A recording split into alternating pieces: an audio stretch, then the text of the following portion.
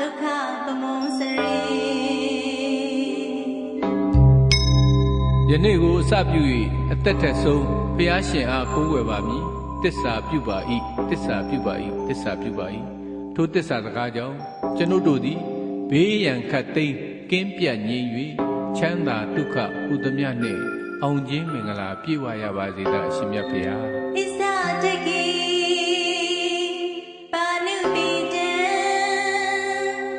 ဓမ္မံတရဏံကိစ္ဆာမိဓမ္မောမရှံဒုက္ခံတိထသဗ္ဗဒုက္ခပမုံစရိယနေ့ကိုအစပြု၍တရားတော်အားကိုးကွယ်ပါမည်တစ္ဆာပြုပါ၏တစ္ဆာပြုပါ၏တစ္ဆာပြုပါ၏ထိုတစ္ဆာစကားကြောင့်ကျွန်ုပ်တို့သည်ဘေးရန်ခတ်သိမ်းကင်းပြတ်ငြိမ်၍ချမ်းသာဒုက္ခဟူသည်များနှင့်အောင်ခြင်းမင်္ဂလာပြည့်ဝရပါစေသောအရှင်မြတ်ဘုရားဣဇာတကိပါဏုပိတံသံဃံတရဏံကိစ္ဆာမိသံဃောမရှံဒုက္ခံတိထသဗ္ဗ